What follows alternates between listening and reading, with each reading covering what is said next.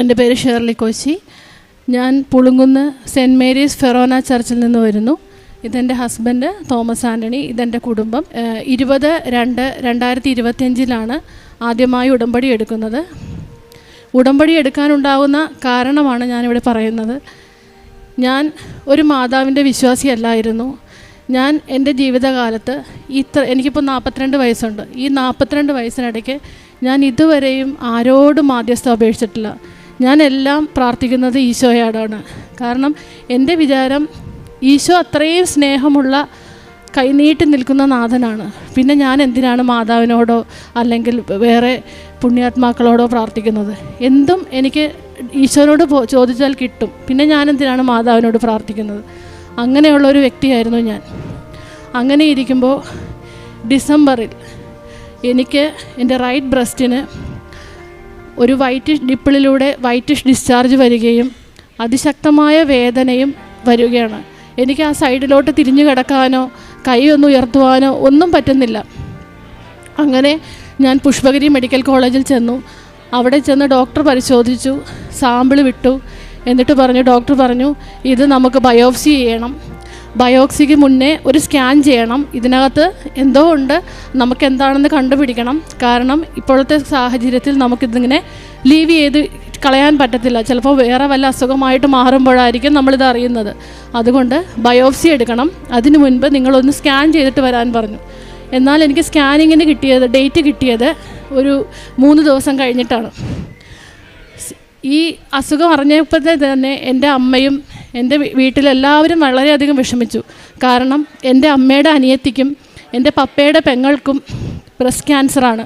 അവർ രണ്ടുപേരും ബ്രസ്റ്റ് എടുത്ത് കളഞ്ഞ് കീമോതെറാപ്പിയും റേഡിയേഷനുമായി ഒത്തിരി സിക്കായിട്ടിരിക്കുന്ന അവസ്ഥയാണ്.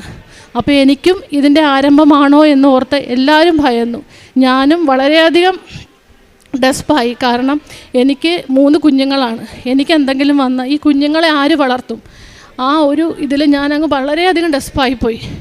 അങ്ങനെ ഞാൻ എൻ്റെ അമ്മയോട് പറഞ്ഞു. എൻ്റെ അമ്മ കൃപാസന മാതാവിൻ്റെ വളരെ ഭക്തിയാണ്. എൻ്റെ അമ്മ മാതാവിനോട് മുട്ടിപ്പായിട്ട് പ്രാർത്ഥിച്ചു.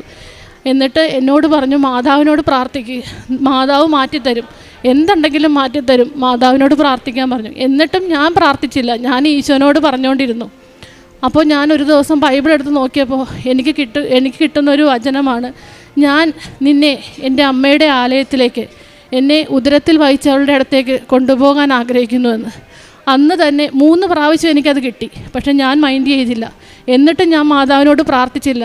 ഞാൻ എൻ്റെ അമ്മയോട് പറയുകയാണ്, എൻ്റെ ഇടവ പള്ളി സെൻറ്റ് മേരീസ് ഫൊറോന ചർച്ചാണ്. പിന്നെ മാതാവിനെയാണ് എല്ലാ ആഴ്ചയും ഞാൻ കാണുന്നത്. പിന്നെ ഞാൻ എന്തിന് കൃപാസനത്തിൽ പോകണം? ഞാൻ പോയില്ല. ഞാൻ എൻ്റെ അമ്മയോട് തർക്കിച്ചുകൊണ്ടിരുന്നു. പക്ഷേ എൻ്റെ അമ്മ മാതാവിനോട് മുട്ടിപ്പായി പ്രാർത്ഥിച്ചു. സ്കാനിങ്ങിന് പോണതിൻ്റെ മുന്നേ ഡോക്ടറെ കണ്ടു.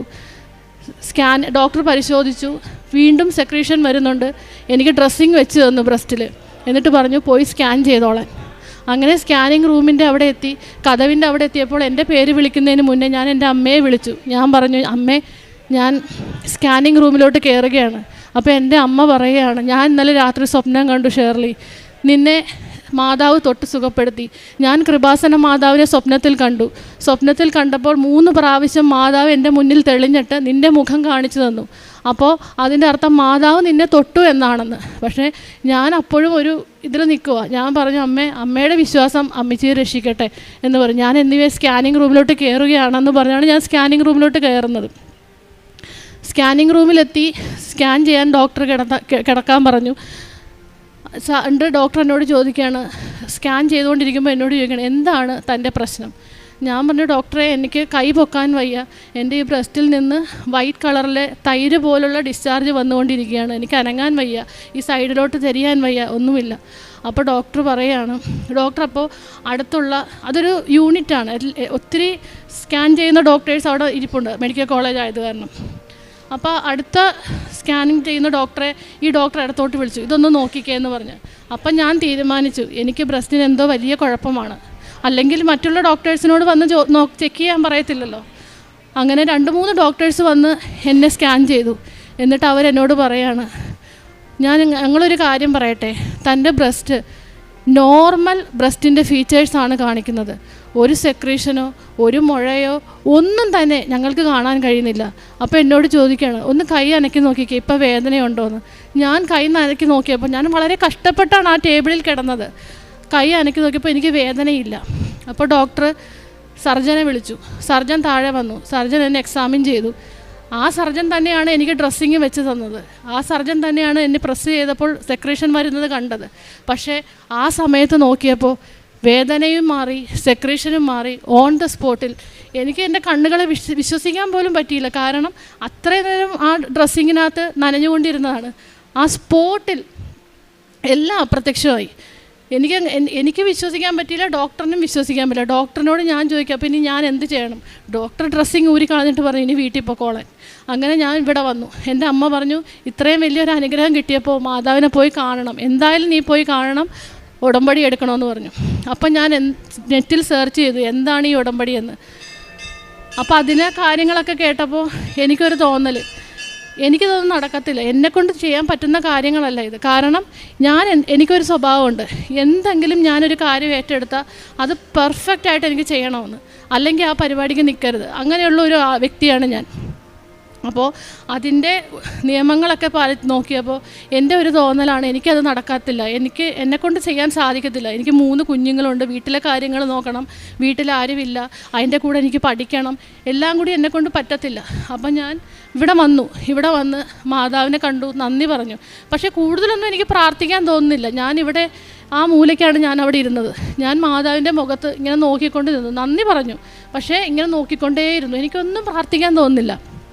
ആ സമയത്ത് എൻ്റെ ഹസ്ബൻഡ് മേളിൽ പോയി ഉടമ്പടി എടുത്തു. തിരിച്ച് വീട്ടിൽ ചെന്ന് ഒരു 6 മണിയായി കാണും.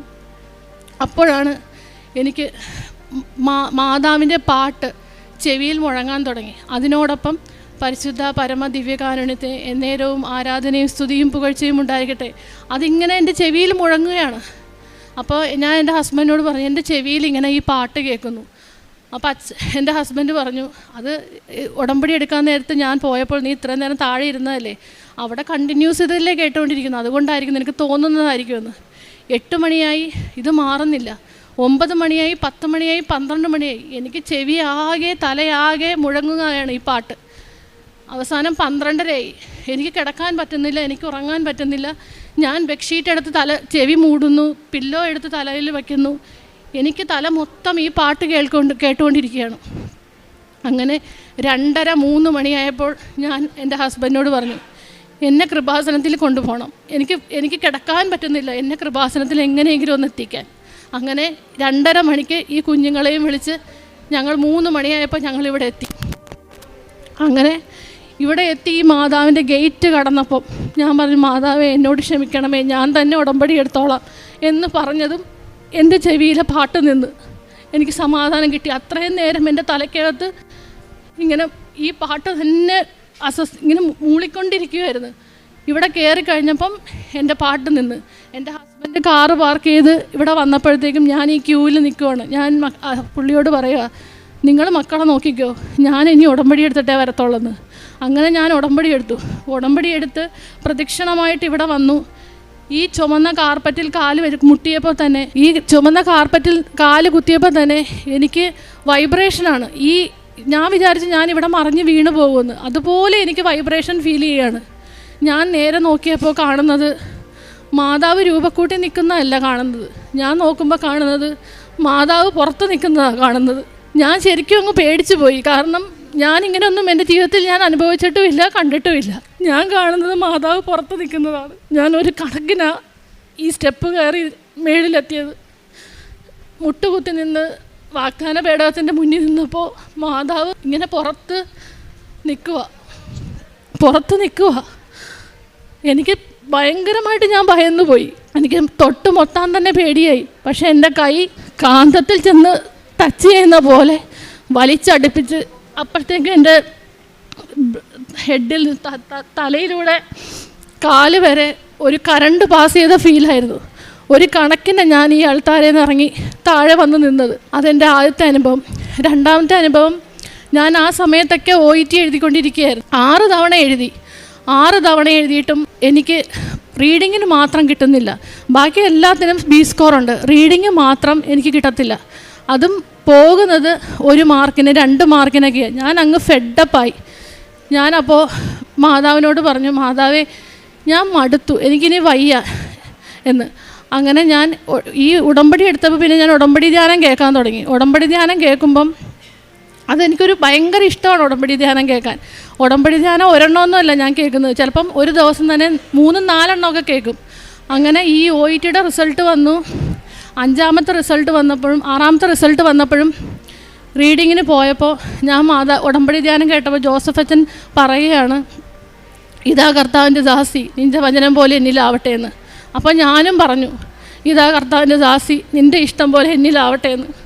ഞാൻ വിചാരിച്ചു ഈശോയ്ക്ക് ഇഷ്ടമല്ലായിരിക്കും ഞാൻ ചിലപ്പോൾ പുറത്ത് പോകുന്നത്. കാരണം ഞാൻ 11 വർഷം സൗദിയിൽ വർക്ക് ചെയ്തതാണ്. ഇനി എനിക്ക് അങ്ങോട്ട് പോകാൻ പറ്റത്തില്ല. എൻ്റെ പ്രഗ്നൻസിയുടെ കോംപ്ലിക്കേഷൻ കാരണമാണ്, ഇവർ ട്വിൻസാണ്. അപ്പോൾ ഞാൻ ജോലി റിസൈൻ ചെയ്ത് വന്നതാണ്. അപ്പോൾ എനിക്ക് ഈ കുഞ്ഞുങ്ങളെ നോക്കാൻ ആരുമില്ലാത്ത കാരണം എനിക്ക് GCS കൺട്രിയിലോസിന് പോകാൻ പറ്റത്തില്ല. കാരണം മക്കളെ നോക്കാൻ ആരുമില്ല. യൂറോപ്യൻ കൺട്രിയിലാണെങ്കിൽ എൻ്റെ കൂടെ എനിക്ക് അവരെ കൊണ്ടുപോകാം. അപ്പം ഞാൻ ആ ഒരു പ്രതീക്ഷ കൈവിട്ടു. എന്നിട്ട് ഞാൻ മാതാവിനോട് പറഞ്ഞു, നിൻ്റെ ഇഷ്ടം പോലെ എന്നിലാവട്ടെ, നിനക്ക് ഇഷ്ടമുള്ളതുപോലെ എൻ്റെ ജീവിതത്തിൽ നടക്കട്ടെ എന്ന്. എങ്ങനെ ഞാൻ ഉടമ്പടി പുതുക്കാൻ വന്നപ്പോൾ ഞാൻ എഴുതി വെച്ചു, മാതാവേ ഞാൻ 6 തവണ OET എഴുതി, എനിക്ക് കിട്ടിയില്ല. നിൻ്റെ ഇഷ്ടം എന്താണോ അതെന്നോട് പറഞ്ഞതാണ്, ഞാൻ എന്ത് ചെയ്യണം? അതോ ഞാൻ ഇനി എൻ്റെ ജീവിതം ഈ കിച്ചണിൽ പിള്ളേരെ വളർത്തി ഇങ്ങനെ നിൽക്കുന്നതായിരിക്കുമോ എന്ന് ഞാൻ ചോദിച്ചു. അപ്പോൾ എൻ്റെ ചെവിയിലൊരു സ്വരം കേട്ടു, എഴുതവിടെ MSc നേഴ്സിംഗ് എന്ന്. ഞാൻ എഴുതി വെച്ചു, MSc നേഴ്സിംഗ് എന്ന് എഴുതി വെച്ചു. എന്നാൽ 2001 നേഴ്സിംഗ് പഠിച്ച ഒരു വ്യക്തിയാണ് ഞാൻ. അപ്പോൾ നിങ്ങളൊന്ന് ആലോചിച്ചാണ്, 20 വർഷമായി ഞാൻ പഠിച്ചു കഴിഞ്ഞിട്ട്. അത്രയും നാളുകൊണ്ട് അതിൻ്റെ ഇടയ്ക്ക് ഞാൻ പോസ്റ്റ് BSc ചെയ്തു. പക്ഷേ ഇപ്പോൾ കേരളത്തിലെ വിദ്യാഭ്യാസ സമ്പ്രദായമോ അതിന് എങ്ങനെ അപ്ലൈ ചെയ്യണമെന്നോ ഒന്നും എനിക്ക് അറിഞ്ഞുകൂടാ. ഞാൻ ചെവിയിൽ സ്വരം കേട്ടു MSc നേഴ്സിംഗ് എന്ന്, ഞാൻ അതുപോലെ എഴുതി. എന്നിട്ട് ഞാൻ വീട്ടിൽ വന്ന് എല്ലാവരോടും ചോദിച്ചു, എങ്ങനെയാണ് ഈ MSc നേഴ്സിങ്ങിന് ചേരുന്നത്? അപ്പോൾ എല്ലാവരും ചോദിച്ചു, ഈ പ്രായത്തിൽ MSc നേഴ്സിങ്ങോ കിട്ടുമോ? എങ്ങനെയാണ് അറിയത്തില്ല. അങ്ങനെ ഞാൻ തമിഴ്നാട്ടിൽ അന്വേഷിച്ചു, ബാംഗ്ലൂർ അന്വേഷിച്ചു. അപ്പോൾ അവിടെയൊക്കെ അഡ്മിഷൻ ക്ലോസ് ആയിപ്പോയി. OET എഴുതിയ സമയത്തായിരുന്നു അഡ്മിഷൻ ക്ലോസ് ആയിപ്പോയി. അടുത്ത കൊല്ലത്തേക്ക് വരെ ആൾക്കാർ ബുക്ക് ചെയ്തിട്ടേക്കുകയാണ്. അപ്പോൾ എൻ്റെ സുഹൃത്ത് വിളിക്കുകയാണ്. ആ കുട്ടി പറയുകയാണ്, അവൾ അവിടെ പ്രൊഫസറാണ്, കോളേജിൽ പ്രൊഫസറാണ്, നേഴ്സിംഗ് കോളേജിൽ. കുട്ടി പറയുകയാണ്, കേരളത്തിൽ അഡ്മിഷൻ തുടങ്ങിയിട്ടില്ല, ഒന്ന് കൊടുത്തു നോക്കൂ. പക്ഷേ ഭയങ്കര പാടാണ് കിട്ടാൻ, സീറ്റുകൾ വളരെ കുറവാണ്. അപ്പോൾ എനിക്ക് ദൂരെയൊന്നും പോയി പഠിക്കാൻ പറ്റത്തില്ല, കുഞ്ഞുങ്ങളെ നോക്കാൻ ആരുമില്ല. അപ്പോൾ ഞാൻ മാതാവിനോട് പറഞ്ഞു, മാതാവേ ഞാൻ എന്ത് ചെയ്യും? പക്ഷേ ഞാൻ അഡ്മിഷന് വേണ്ടിയിട്ട് കൊടുത്തു. കേരളത്തിൽ എൻ്റെ വീടിനടുത്തുള്ള 3 ഹോസ്പിറ്റൽ ഓപ്ഷൻ വെച്ചിട്ട് കൊടുത്തു. എനിക്ക് വിശ്വസിക്കാൻ പറ്റത്തില്ല. എന്ന് വെച്ചാൽ ആദ്യത്തെ അലോട്ട്മെൻറ്റിൽ തന്നെ 4 സീറ്റേ ഉള്ളൂ MSc നേഴ്സിങ്ങിന്. ചെത്തിപ്പുഴ സെൻറ്റ് തോമസ് ഹോസ്പിറ്റൽ 4 സീറ്റേ ഉള്ളൂ. ആ 4 സീറ്റിൽ ഫസ്റ്റ് അലോട്ട്മെൻറ്റിൽ തന്നെ എനിക്ക് റാങ്ക് ലിസ്റ്റിൽ പേര് വന്നു. നവംബർ 1 എനിക്ക് അവിടെ ജോയിൻ ചെയ്യാൻ അവസരം കിട്ടി. എനിക്ക് MSc നേഴ്സിങ്ങിന് തന്നെ അഡ്മിഷൻ കിട്ടി. നവംബർ 1 ഞാൻ അവിടെ MSc നേഴ്സിങ്ങിന് അഡ്മിഷൻ എടുക്കുകയാണ്.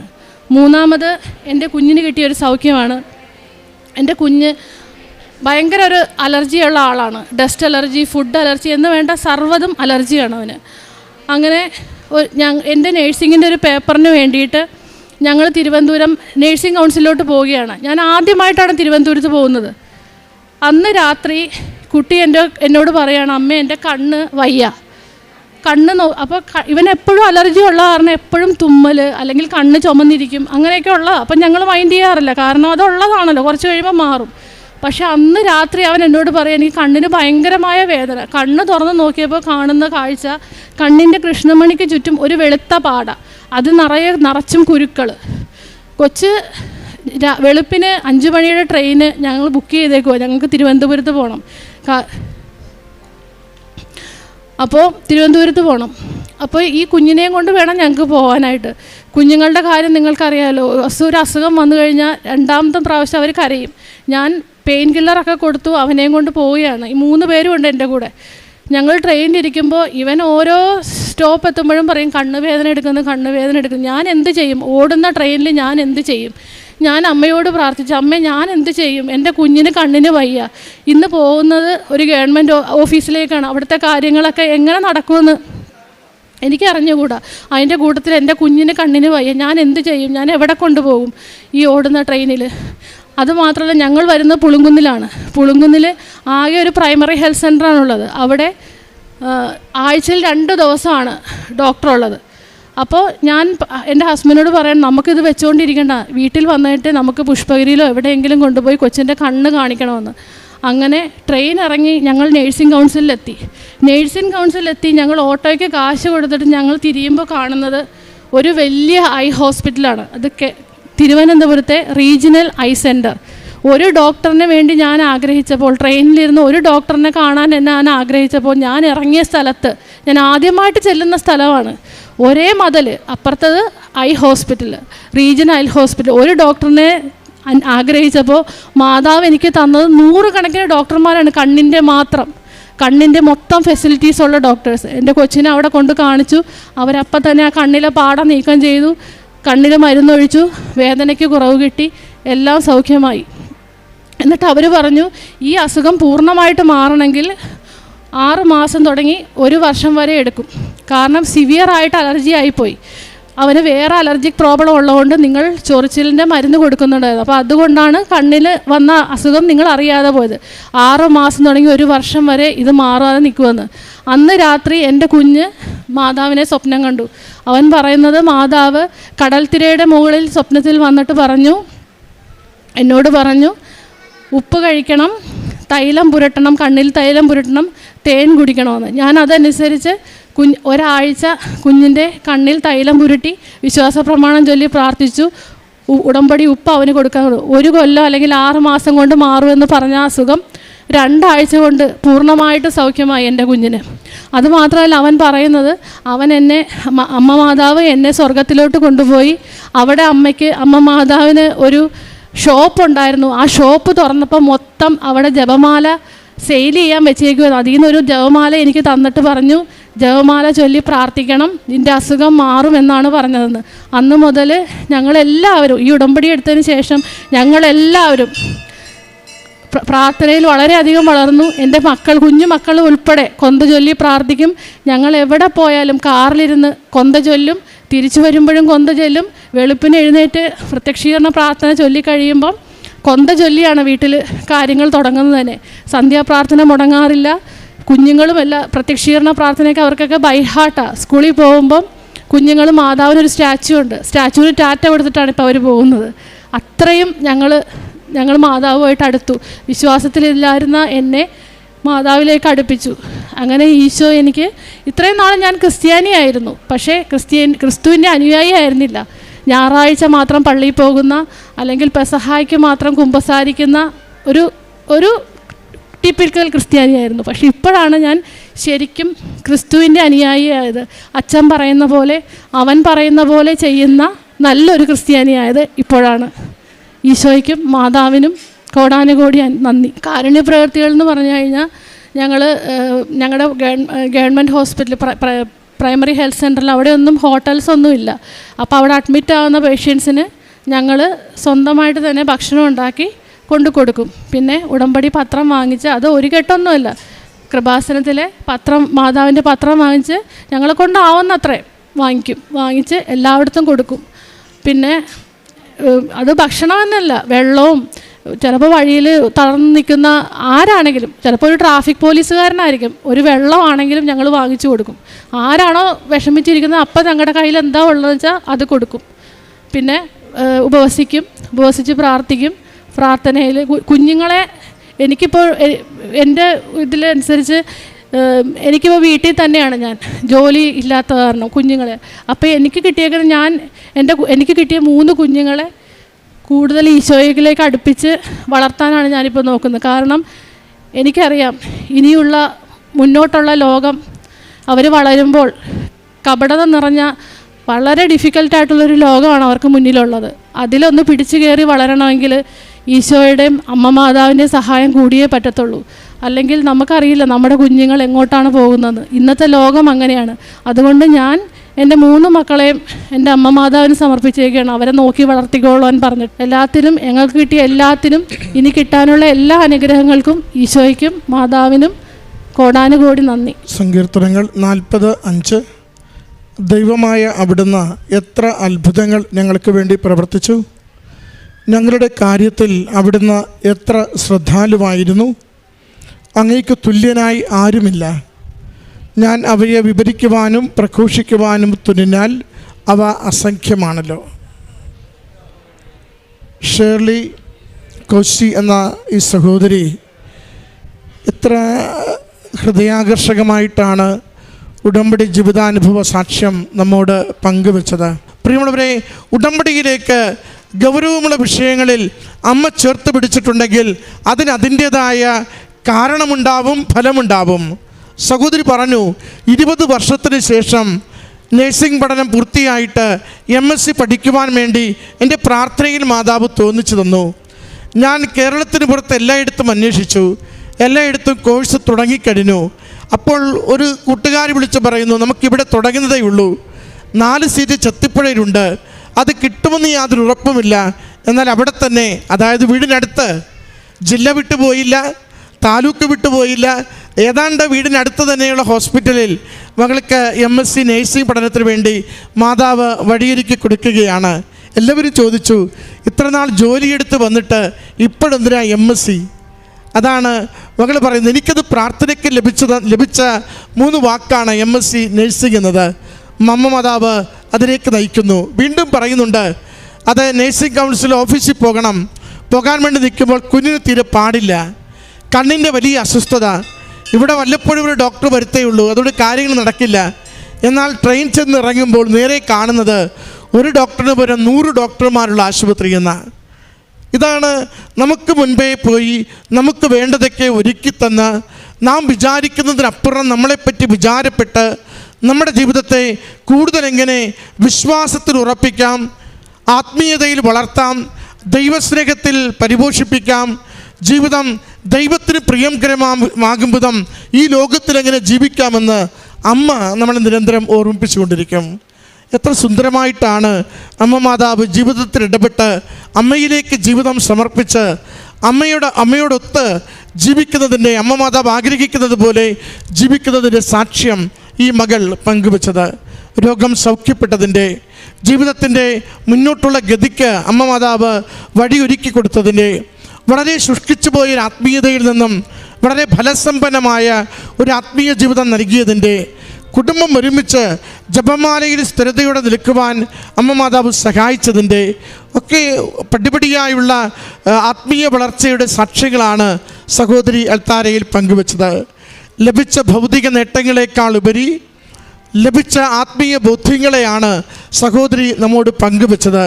വിളിച്ചാൽ എൻ്റെ വിളിപ്പുറത്ത്, എൻ്റെ ഒരു ആപത്തിൽ എൻ്റെ അരികിൽ എനിക്കെപ്പോഴും ആശ്രയിക്കാനാവും വിധം എൻ്റെ അമ്മ മാതാവ് കൂടെയുണ്ടെന്ന്.